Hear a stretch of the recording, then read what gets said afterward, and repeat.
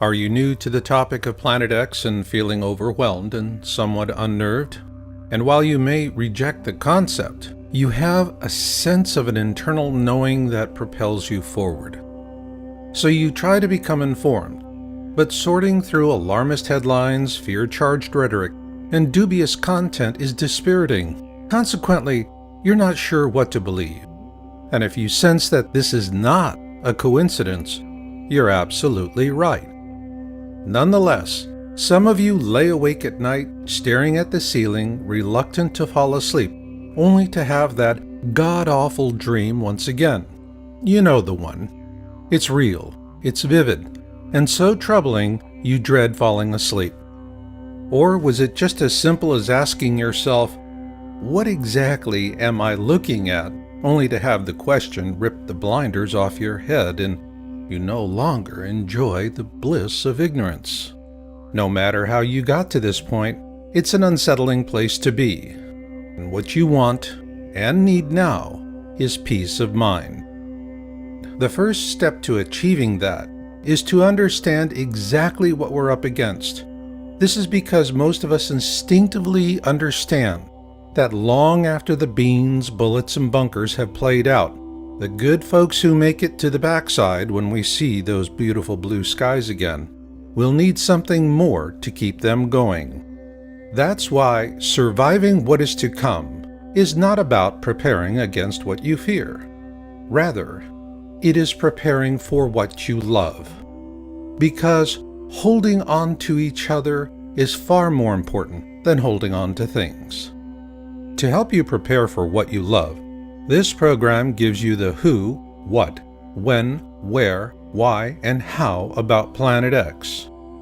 The goal here is to help you gain confidence in your own ability to get a good beat on things. So let's take a look ahead at what you'll see in this program.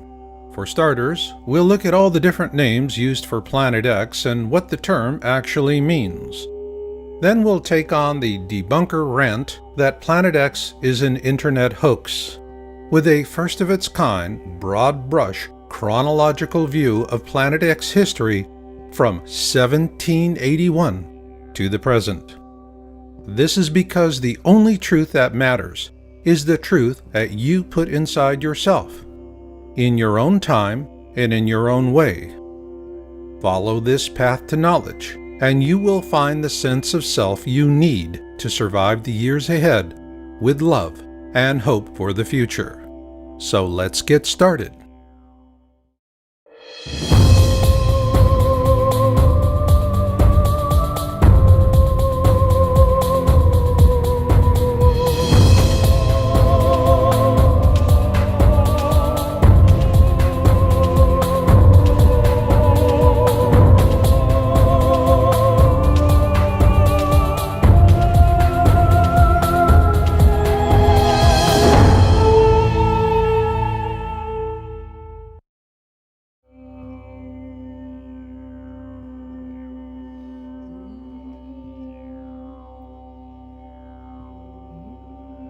The term Planet X was coined by the American astronomer Percival Lowell sometime between 1905 and 1908. It describes an unobserved planet that perturbs the orbit of a known planet.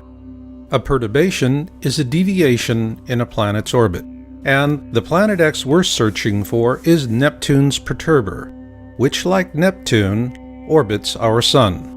For this reason, Planet X is described in ancient wisdom texts and folklore from around the world as Marduk, Frightener, Destroyer, Hercubolus, Nibiru, and more. So is Planet X really nothing more than an internet hoax perpetrated by panic-for-profit fearmongers as debunkers claim? Or is there more to it than that? There is. And it begins in 18th century Europe.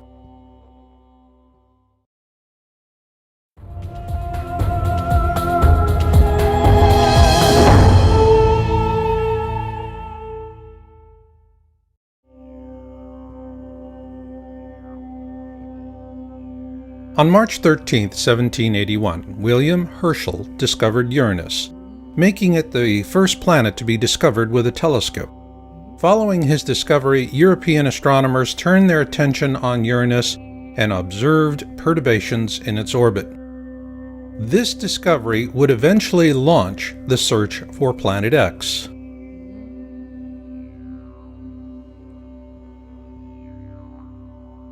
If one were to choose the father of Planet X research, it would have to be Alexis Bouvard, a French astronomer who observed the perturbations in the orbit of Uranus and attributed them to the existence of an unknown planet, the first Planet X.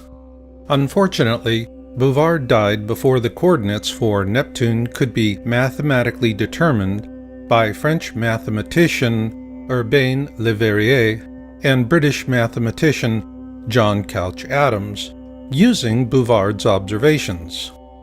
Verrier gets the official credit because he relayed those coordinates to astronomer John Gall of the Berlin Observatory, and 5 days later, Neptune was observed by Gall on September 23, 1846. This made Neptune the first planet to be discovered by a mathematical prediction. So Neptune was also the first Planet X to be discovered.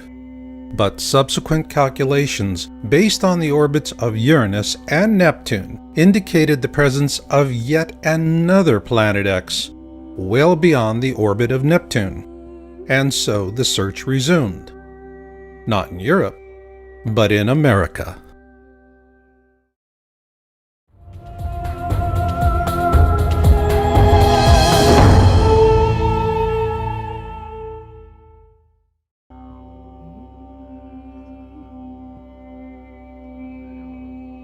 The Lowell Observatory was established in 1894 in Flagstaff, Arizona, by Percival Lawrence Lowell, an independent businessman, mathematician, and astronomer. One reason Lowell founded the observatory was to study the planet Mars and its canals. The other was the search for other objects of interest in our solar system, most particularly Neptune's perturber, Planet X. A fact that revisionist historians downplay or paint over. Yet it was Lowell's intention to find the mysterious Planet X that led to the discovery of Pluto.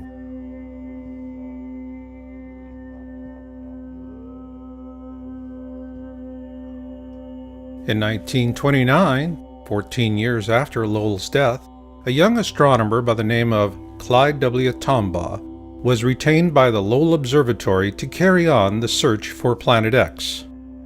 And on February 18, 1930, he discovered Pluto. At the time, astronomers believed he had found Planet X, Neptune's perturber. Consequently, the topic of Planet X languished for some time after Tombaugh's discovery. However, after the discovery of Pluto's moon Charon in 1978, it was determined that Pluto lacked the mass to be Neptune's perturber, as it is only about 60% the size of our own moon. So with that, the search for Planet X was once again afoot. It's also interesting to note that Pluto was later demoted to the status of a dwarf planet in 2006 by the International Astronomical Union.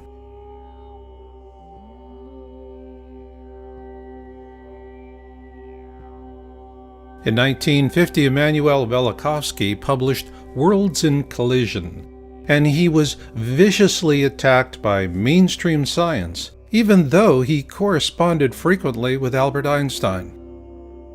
What generated this medieval response from modern science is that Velikovsky used ancient accounts to question the Darwinian notion of evolution with evidence of periodic cataclysms caused by large objects flying through the core of our solar system. Despite ruthless suppression, Velikovsky's work reawakened an open discussion of Planet X, and following that, a steady trickle of interest emerged, both in mainstream science and the media.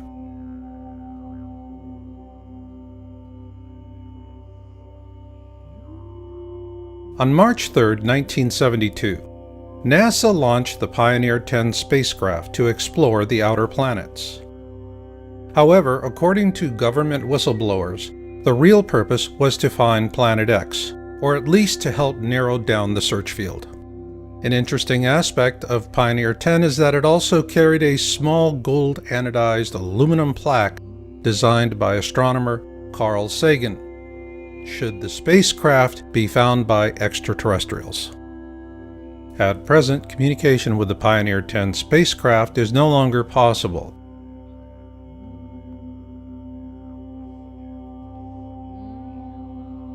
Following the launch of Pioneer 10, the topic of Planet X would have languished again had it not been for Zecharia Sitchin, the author of The 12th Planet, which was first published in 1976.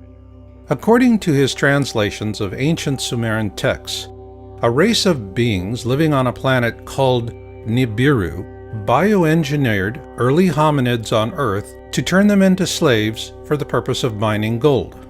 Called the Anunnaki, these beings lived on a planet the Sumerians called Nibiru, what we call Planet X today, and the Sumerian accounts tell us that it orbits our Sun every 3,600 years, and flies through the core of our system, often causing great cataclysms on Earth. Sitchin's translations and theories are corroborated by an ancient wisdom text called the Kolbrin Bible. And according to Planet X historian Greg Jenner in his book Planet X and the Kolbrin Bible Connection, previous flybys of this mysterious object caused the sinking of Atlantis, the deluge, and the 10 plagues of Exodus.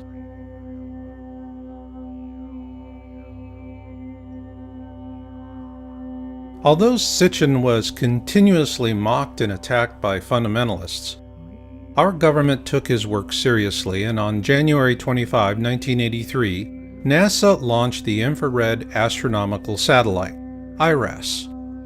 Its mission was to map the sky using infrared. According to NASA, IRAS was unable to complete its mission due to a failure in its supercooling system, and much of the data collected from the probe was classified and has never been disclosed. Several government whistleblowers say that this was a cover-up because NASA shut down IRAS after it imaged Planet X.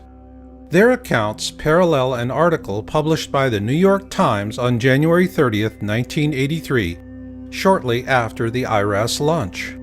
Evidence assembled in recent years has led several groups of astronomers to renew the search for the 10th planet. They are devoting more time to visual observations with the 200-inch telescope at Mount Palomar in California.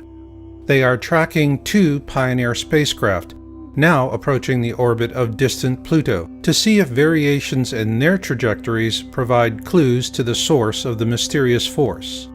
And they are hoping that a satellite-borne telescope launched last week will detect heat signatures from the planet, or whatever it is out there.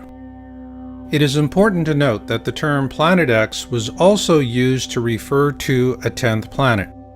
However, after Pluto was demoted to a dwarf planet in 2006, that definition became irrelevant. But what is relevant is what IRAS imaged and the consequences of those observations.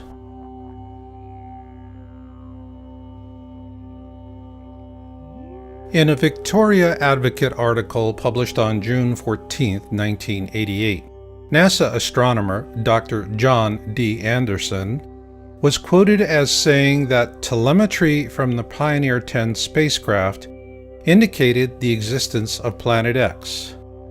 Also note that this article was sourced from Google News and was featured in Yowza.com's March 2012 article titled The Planet X Cover-Up in the Mainstream Media.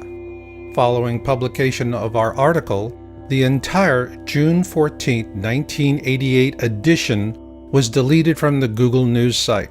However, a complete copy is available for Yowza.com subscribers.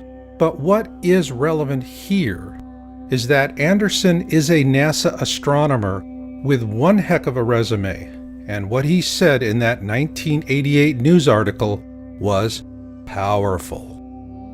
In that article, he said, "We have a 90 to 99% confidence that Uranus and Neptune are being disturbed, and by one candidate for that is a single Planet X." At that point, our government became more interested in keeping public attention focused much closer to home. After all, if you can't see it, it's not there, so go back to sleep, America. Nothing to see here. However, a few curious minds had other notions. On October 1988, Dr. Robert S. Harrington, the chief astronomer for the U.S. Naval Observatory, published his paper, "The Location of Planet X," in the Astronomical Journal. In an August 30, 1990 television interview with Zecharia Sitchin, Harrington also said that Pluto had been a satellite of Neptune, but it was dislodged by Planet X, which he believed could possibly sustain some form of life. He also showed Sitchin a diagram he had created approximating the location of Planet X. Following that interview, Harrington commissioned the construction of a special telescope for a Planet X photographic sky survey in 1991, which was completed at the Black Birch Observatory in New Zealand. The New Zealand observations were performed using Harrington's calculations, and the results were sent to NASA. However, those films vanished and have never been seen again, which leaves us with a big question.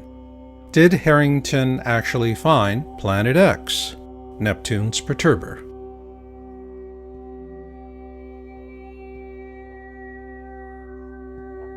In 1992, Sitchin produced a documentary titled "Are We Alone in the Universe?" At the end of that film, Sitchin quotes a NASA press release from that same year. Unexplained deviations in the orbits of Uranus and Neptune point to a large outer body system of 4 to 8 Earth masses on a highly tilted orbit 7 billion miles from the Sun. This NASA press release suggests that Harrington did find Planet X in 1991, but the truth will never be known, because before he could publish his findings, Harrington died from a rapid onset of esophageal cancer on January 23, 1993. With his New Zealand findings suppressed and having died before he could publish his findings, many believe he was assassinated. One of the reasons given by those who subscribe to the theory of an assassination was an obituary by Charles E. Worley of the U.S. Naval Observatory. Worley wrote an obituary about Harrington that states, "Late in his career, Bob seemed quite skeptical of such an object, however." It is important to note that no other sources have come forward to corroborate Worley's claim. Consequently, Harrington's mysterious death was a shot out of the dark that quickly silenced the Planet X topic, both with the mainstream media and science community alike. In a very real sense, it was a veiled threat. Tamper with this at the risk of your own career, or perhaps even your life. In this regard, Worley's obituary was highly effective. This is for sure. Nonetheless, there is a curious question. Harrington built a custom telescope for a U.S. Naval Observatory station in New Zealand. The mission was simple: to find Planet X. So then, did they? Who knows? Because until NASA decides to declassify Harrington's observations, all we can say is that where there is smoke, there is fire. Meanwhile, we're not helpless either, and you'll see why later on in this program. But for now, if you are beginning to feel that the time has come to begin your own planning and preparation for whatever may come, then know this: when the worst of it hits, it will not be brief. This will not be weeks or months.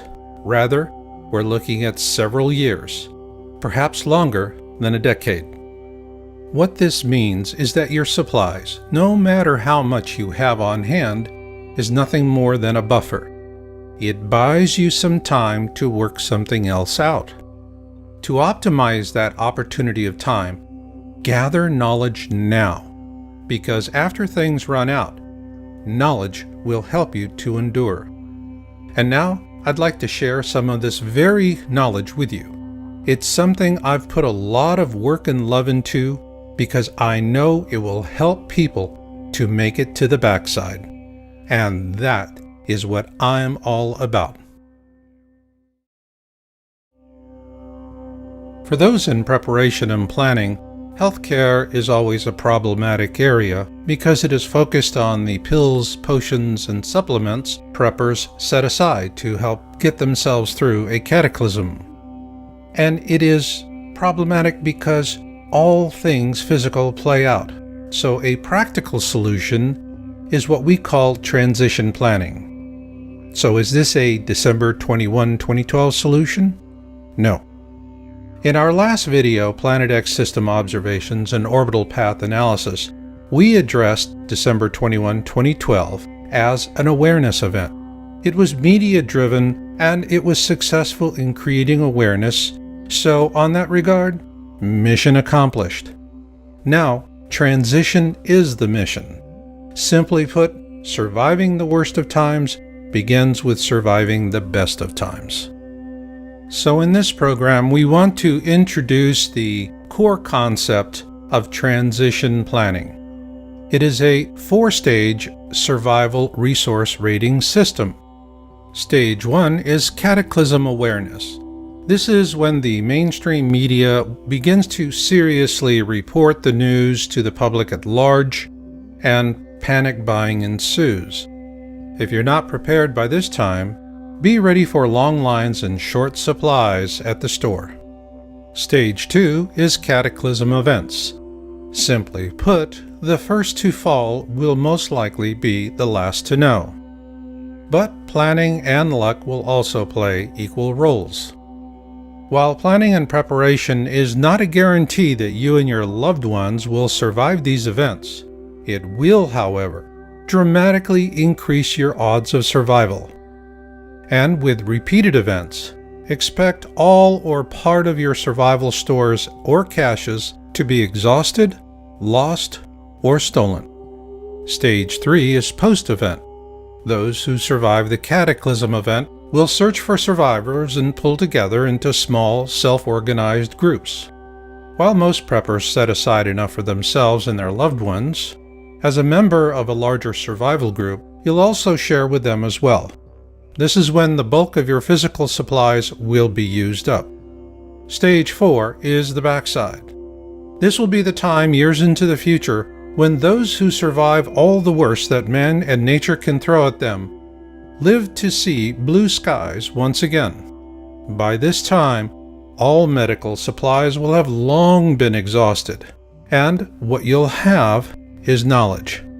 Of paramount importance will be the kind of knowledge that helps you with survival wellness and developing sustainable ways of growing food and medicinal herbs. This brings us to the simple metric of our transition planning system. It's a rating system. You rate your resources, physical and knowledge, in terms of how far they'll get you through the process. Here are a few examples. The internet is a fabulous Stage 1 resource, but it likely will not go much further than that. A fire extinguisher is a handy Stage 2 resource. Have one on hand. And off-road bicycles will be an ideal Stage 3 resource for getting around when there's not much left in the way of roads. And long after the internet, fire extinguishers and off-road bicycles have rusted away, knowledge will continue to endure, especially survival knowledge like Danjon breathing. Danjon breathing was created by Korean ruling elites back in the early days of acupuncture. These people were not worried about dying from hunger or thirst. Rather, they lived in fear of catching a cold, hence the old expression, "Don't catch your death of cold." And to explain how it works is Danjon Breathing for Wellness co-developer Master Roar Shepard. You want to have a tool that's been used for thousands of years to deal with these kind of situations. Danjin breathing is easy to learn, quickly oxidizes the body, lets go of carbon dioxide waste, and lowers the calorie demand of the body. More oxidation in the body, less influence from communicable diseases. Now that's important. The complete Danjin breathing for wellness system from feelbetteronyourown.com includes a full-color symptoms handbook and 6 exercise and reference DVDs. This course was developed by preppers, for preppers, and the symptoms handbook is the core of the system. It offers quick access to poses for a wide range of symptoms and complaints, and it's designed to help volunteer trainers pass along these simple techniques to others. Each pose is cross-referenced by skill level, symptom, and personal goals. Organized into 3 levels, low impact, universal, and high impact, the 57 core poses offered in the Feel Better on Your Own system represent those used by Korean elites for centuries. They are simple, practical, and highly effective. To learn more, visit feelbetteronyourown.com today and view our free instruction videos.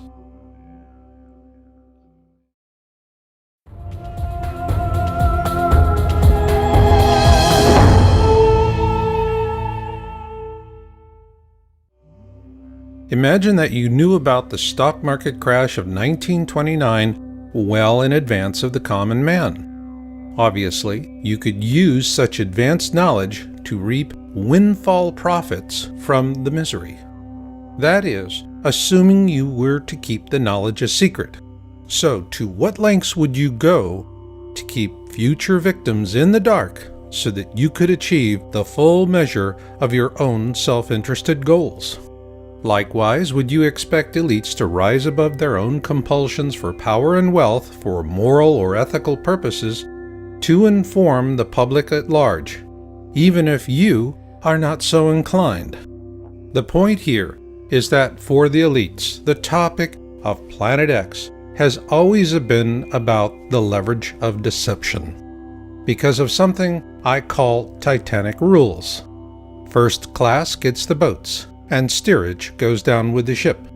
We're steerage, and the best we can do is to muster an occasional glimpse through a foggy porthole before the elites close it. Yes, it's unfair, but it has always been that way, and each day you spend agonizing over this is one less day you're focused on what really matters: your survival and that of those for whom you love and care. Keep this in mind as we present excerpts from observation reports.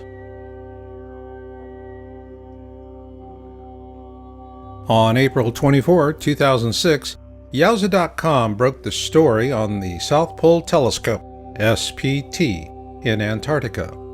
The stated mission for the SPT really doesn't make a lot of sense because the same science could be done somewhere else at a fraction of the cost.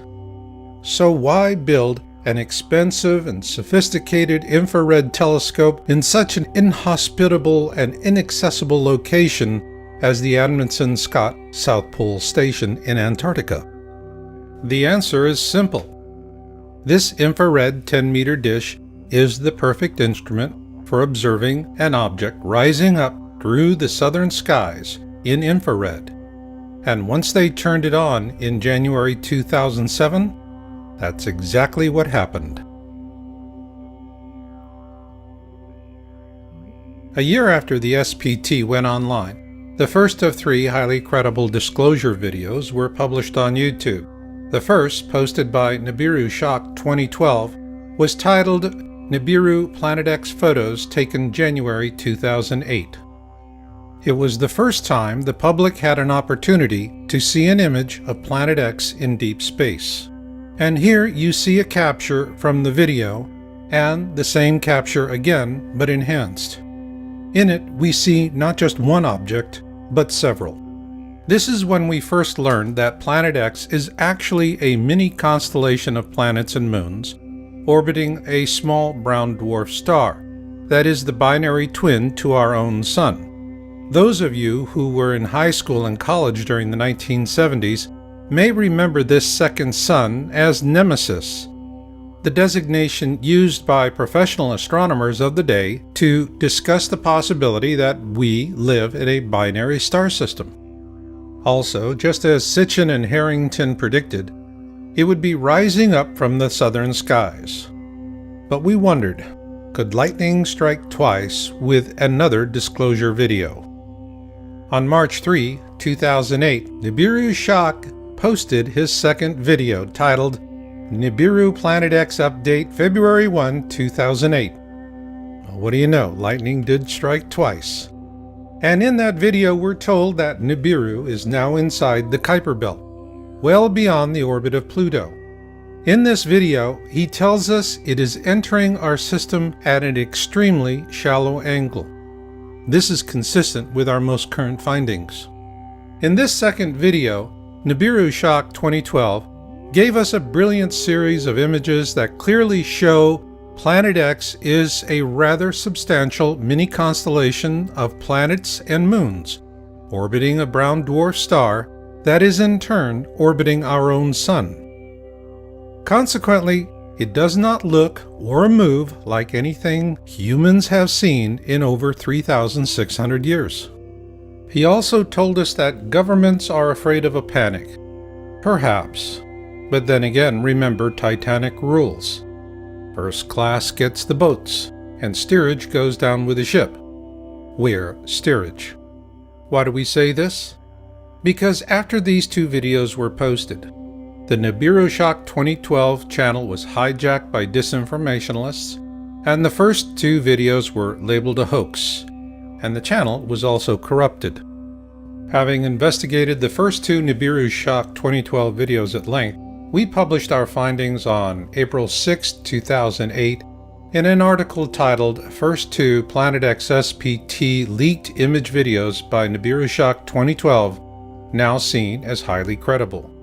The reason we drew this conclusion was that these were very impressive disclosures, but the manner in which the channel was attacked showed clear evidence of a well-organized and well-funded use of disinformation tradecraft.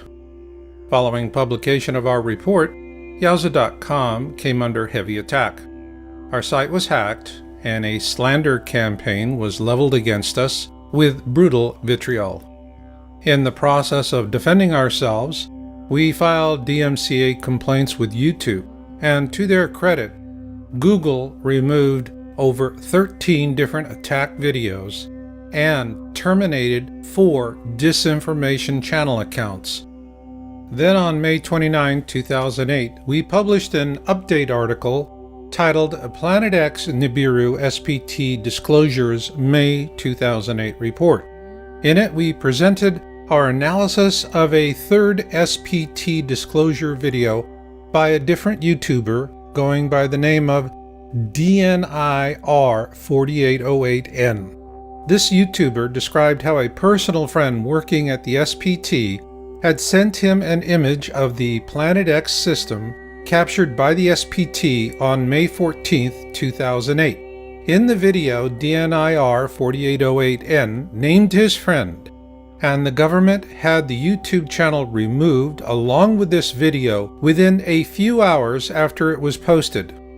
Thanks to an anonymous tip, we were able to download the video before the channel disappeared. The video was authentic, but the manner in which the channel was taken down was clear proof of further government suppression. And when you compare the images in the DNIR4808N video with the Nibiru Shak 2012 videos, it's obvious that both are of the same object or series of objects, which also happen to be in the southern skies. At that point, the question for our team was simple. How did these 3 SPT disclosure videos compare with Dr. Harrington's paper, The Location of Planet X, published in October 1988, and with the illustration he showed Zecharia Sitchin in a 1990 television interview? Luckily for us, the answer came a few months later. Corroboration for Harrington's calculations finally came in 2008 with the last polar flyby of the Sun by the ESA-NASA Ulysses probe. Although NASA says that the spacecraft failed before critical data could be gathered in its last orbit around the southern hemisphere of our Sun, it nonetheless yielded valuable data, and we published that on October 13, 2008, with an article titled The ESA-NASA Ulysses Probe and Planet X Nibiru. The probe data is clear. The Sun's southern hemisphere is noticeably more active than its northern hemisphere. Also of interest is where the peak solar winds originate and the direction in which they're pointed.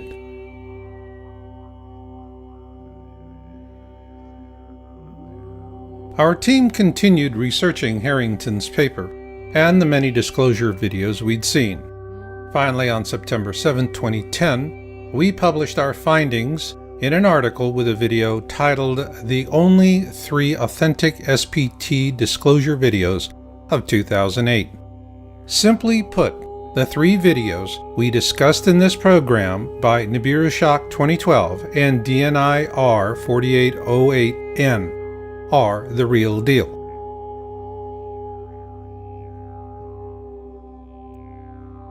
What wasn't a real deal as predictions go was Comet Elenin, and we first raised that question in an article we published on May 15, 2011, titled, Is Comet Elenin a Decoy? After a lot of speculation, the result here is that sometimes a comet is just a comet. However, Comet Elenin was a ripe opportunity for organized distraction. Consequently, it was portrayed as Planet X, the nemesis dark star astronomers debated in the 70s, the Star of Bethlehem to herald the Second Coming, and an alien mothership under intelligent control. As it turns out, the only thing under intelligent control was the disinformation.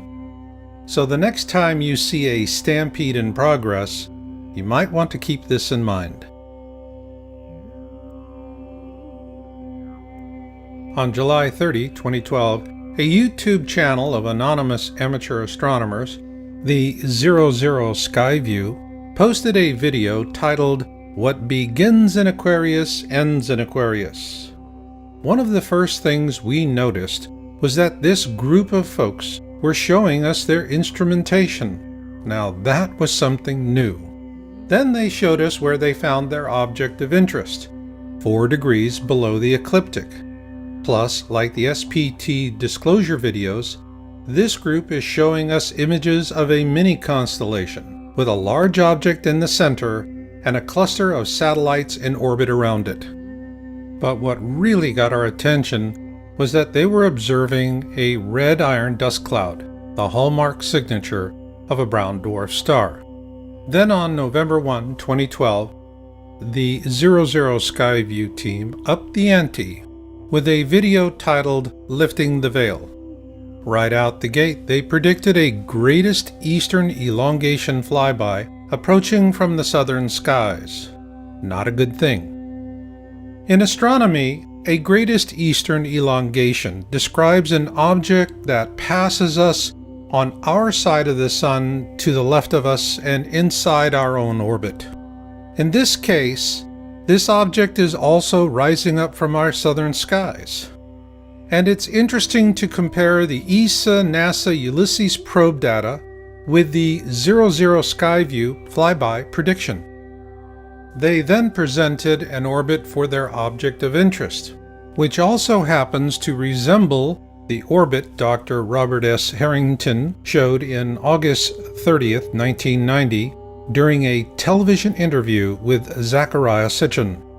Next, the 00 Skyview team presented a series of color-shifted variations and a wide field view. However, their last image is of a mini constellation in Aquarius, and it is similar to the mini constellation in the January 2008 disclosure video by Nibiru Shock 2012 titled Nibiru Planet X photos taken January 2008. So were they seeing the same thing? Well, we must wait and watch, because this mini constellation moves through the sky like nothing we've ever seen before. However, what we can say is that when it does appear for all to see, it will appear suddenly. And given the observations for 2013 you're about to see, the need to plan and prepare for whatever may come is more important than ever before. But first, we want to acknowledge you ladies out there who've taken an interest in Planet X. When we published our first article in January 2002 on Planet X, women represented a 12% audience share. But in 2013, your ranks have grown to nearly 3 times that. And we want to thank you intrepid ladies out there because, well, the topic of Planet X is no longer a boys' club. With this in mind, I want to share helpful survival knowledge about dealing with a very ancient curse, both today and long after your medical kit is empty. Every self-healing energy art is about drawing energy and oxygen into the body. But only Danjun breathing focuses on an area of the body women know as the womb, below the belly button and above the pelvis. It is why Danjun breathing is so effective in helping to relieve the symptoms of menopause and PMS, as Master Roar Shepherd explains. We energize that area, we heal that area, we bring oxygen right into that area. More oxygen, more healing, less pain. This is the most valuable tool for you. Ladies, when drugs and treatments are no longer available and the medical kits are empty, what can you do? You do what Korean women have done for thousands of years, because it works. Danjun breathing. Need relief today? The good news is, the sooner you start, the better. To learn more, visit feelbetteronyourown.com today and view our free instruction videos.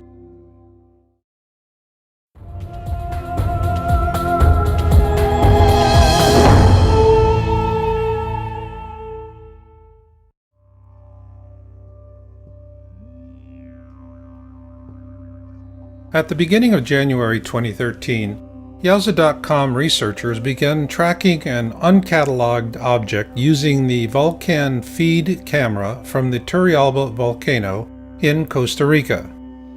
I dubbed the object Bluebonnet. With these observations, we began to see a pattern forming in terms of Planet X being a mini constellation instead of a single object. Though Bluebonnet is clearly not a brown dwarf companion to our own Sun, its movement through the sky does raise the possibility that it could be a far-flung orbital of a second sun.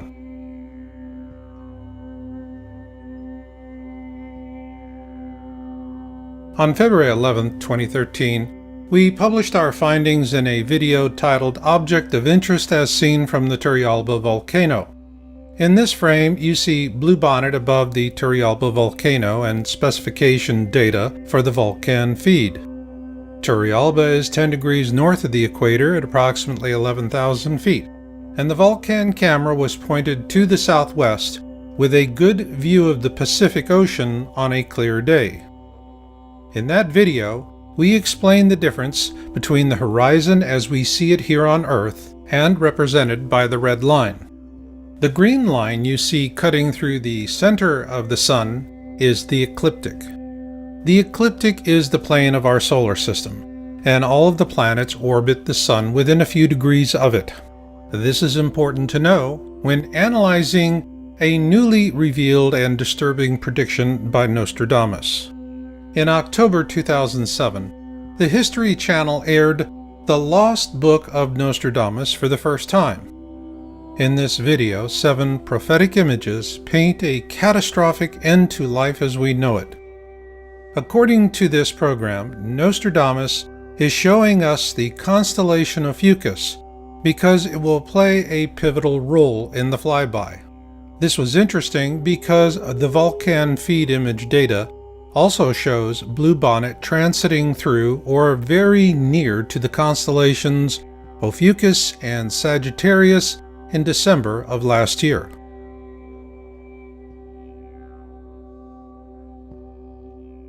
Then on April 20th, 2013, we released an update video titled Blue Kachina and its Moon for our Turrialba object of interest. In doing our research, we began developing a new technique to analyze the imaging capabilities of the Vulcan feed camera at Turrialba.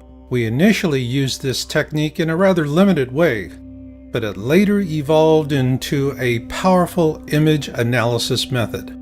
Also noted in this update was a video released by the 00 Skyview team on March 23, 2013 titled The 5 Uploaded Images from the Dance of the Stars video.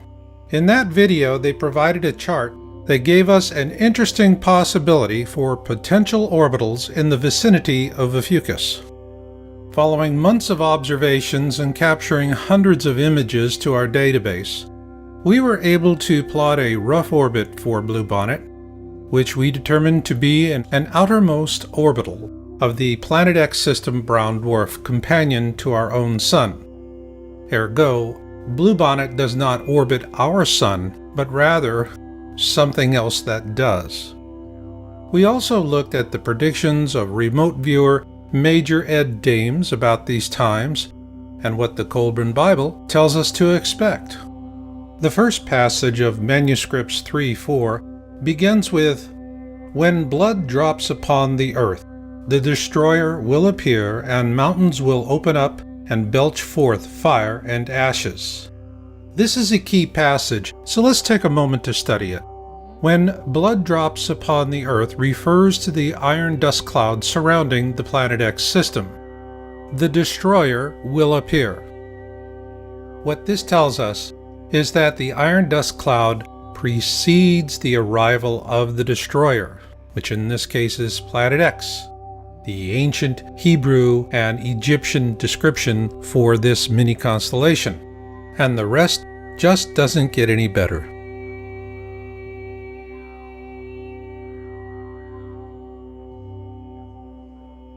On July 8, 2013, the 00 Skyview team posted a new video titled Fire in the Sky Part 3. The term KBO stands for Kuiper Belt Object, which is a classification for Planet X. Potential orbitals refers to the planets and moons in orbit around the KBO. And here they finally ask the question, is this our binary star? The reason they posted that question to the viewer is because they've observed a large nucleus for the KBO. But it was their second video on the 12th of that month titled A Cyclical Storm Brews that really got our attention. Near the end of the video, they announced that they followed our Turrialba volcano research and the object I dubbed Bluebonnet. We then get a warm attaboy from the good folks at the 00 Skyview. Thank you, fellas. Your kind words of support were greatly appreciated, and we certainly hope to see you on the backside. Because you corroborated our observations of Bluebonnet, we were able to take a big step forward. On July 28, 2013, we posted our video, Planet X System Observations and Orbital Analysis, with featured observer Jorge Arena. Early on, an old debunking attack that Bluebonnet is a reflection because it appears in front of the Sun was disproved with a series of Vulcan feed captures. The series clearly shows Bluebonnet slipping behind the clouds. Also, the image analysis method we first introduced to our viewers in April was formalized and presented in detail. We call it Camera Sensor Illumination, CSI. And we used it to compare two Bluebonnet captures from this year, one from January and the other from May. Our CSI analysis shows that Bluebonnet has been growing larger and brighter. Likewise, CSI was used to evaluate the observation images of Jorge Arena. He is an importer of Peruvian foods and herbals, and he's based in Ontario, Canada. On May 27, 2013, while flying over the eastern Pacific, he imaged the brown dwarf at the core of the Planet X system. While it appears at the Sun's 11 o'clock position relative to Earth's horizon, the actual placement relative to the ecliptic is below the ecliptic and near the Sun's 8 o'clock position. Also note that the Vulcan feed in Costa Rica is pointed towards the southwest at an elevation of approximately 11,000 feet, and that when Jorge took his picture, he was at 37,000 feet, and his camera was also pointed towards the southwest. And once again, we find an interesting connection between Jorge's observation and the 2008 ESA-NASA Ulysses probe data presented earlier. Using the data available on Bluebonnet plus Jorge's images, we were able to approximate the orbit of the Planet X mini-constellation through the core of our solar system. What this corroborates is the prediction of the 00 Skyview team that the Planet X flyby would happen on our side of the Sun in their November 1st, 2012 video titled Lifting the Veil. Further to that, in a September 2008 interview with Kerry Cassidy of Project Camelot, government whistleblower Bob Dean predicted the very same thing, that the Planet X flyby will occur when it is on our side of the Sun. And now, a moment of truth. Everything you've seen up to this point is intelligence. That is, a connected collection of fragments and shards of truth that happen to slip past years of suppression. But for those of you who insist on smoking gun proof, you're not going to believe anything until you've seen it yourself. That begs the question, what can you see today? What you can see are a lot of rocks coming our way.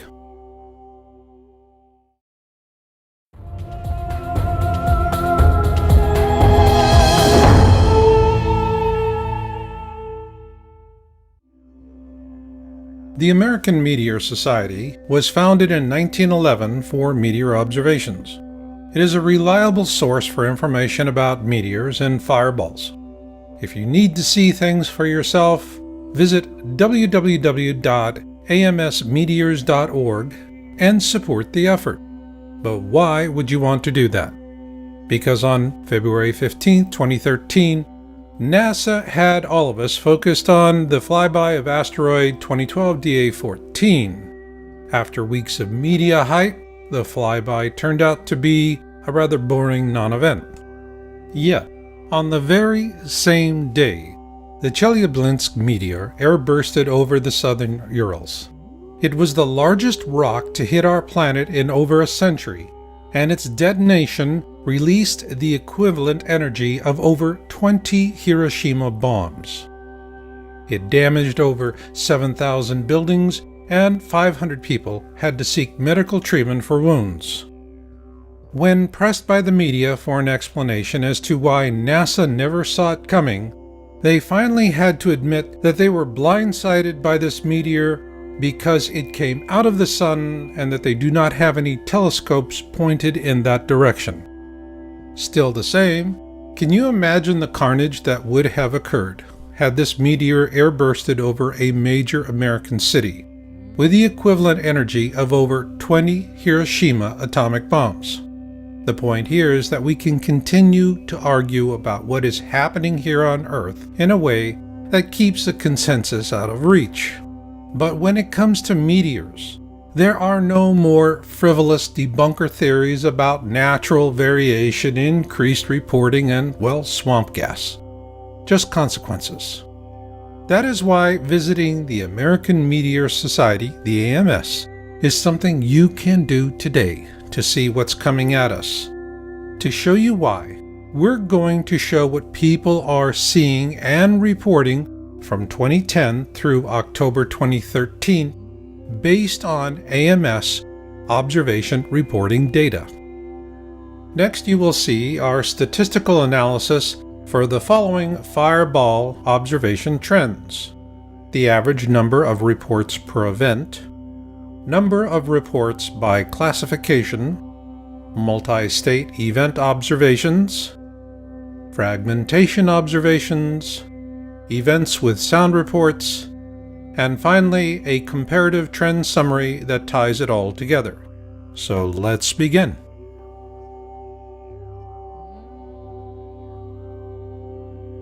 This series of slides shows the overall growth in the average number of reports per event for all classifications from January 1, 2010 to October 13, 2013.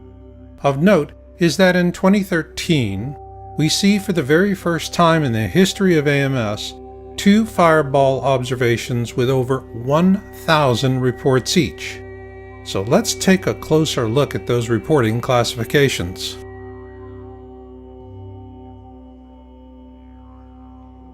The AMS classifies meteor observations based on the number of reports per incident, where a mid-sized class event has 6 to 20 reports, a significant event has 21 to 50 reports, a large event has 51 to 100 reports, and a huge event has over 100 reports.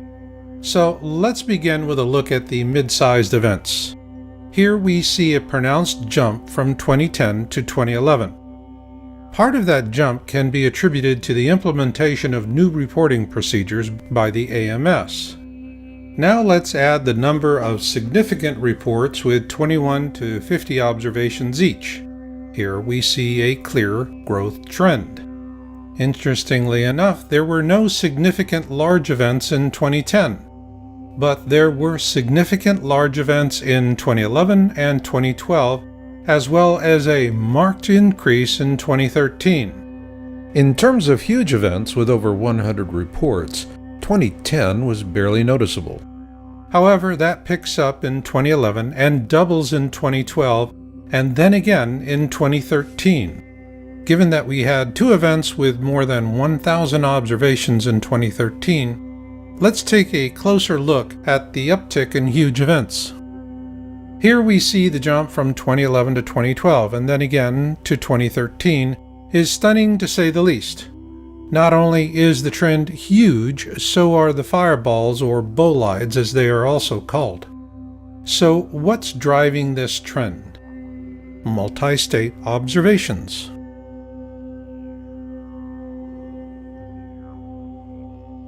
A multi-state event is where observations of the same fireball are reported in 2 or more states, and here we see a steady growth trend from 2010 to 2013. However, this underplays an even more profound change. Here we see a 15% increase from 2010 to 2013 in the number of reporting states by event. This clearly shows that these fireballs, or bolides if you will, are getting bigger. And another measure of this is fragmentation.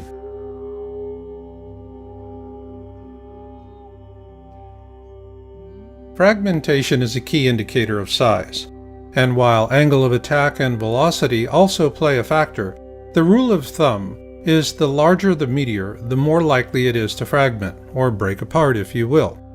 From 2011 through 2013, the number of meteors large enough to fragment skyrocketed according to AMS reporting data. This should be of real concern to all of us because this represents a 400% increase in just 3 years, and because there is a corresponding increase in sound as well.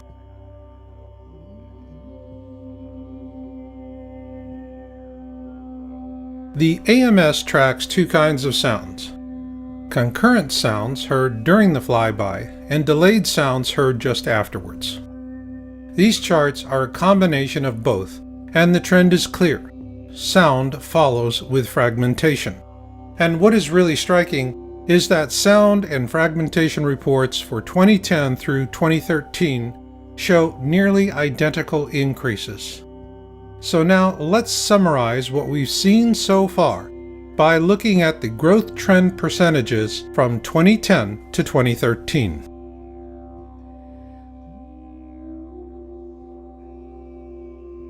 Now let's look at a big picture view of the AMS data based on the average number of observation reports per event, events with sound reports, fragmentation observations, and multi-state event observations. And what we see here, beginning with 2010, is a consistent growth trend by percentage from 2010 through to 2013. It is important to note that all of the data presented in this video is for the 2013 reporting period of January 1, 2013 to October 13, 2013, with 2.5 months yet to be reported. And for those of you who are still laboring with doubts about all of this, there is only one question you need to answer. What's throwing all these rocks at us? And what about those of you who no longer have any doubts about the need to plan and prepare for whatever may come? Do not plan against what you fear, but for what you love, because survival is not about holding on to things. It's about holding on to each other. For the Yowza.com and PlanetXTownHall.com research team, this is Marshall, and we'll catch you on the backside.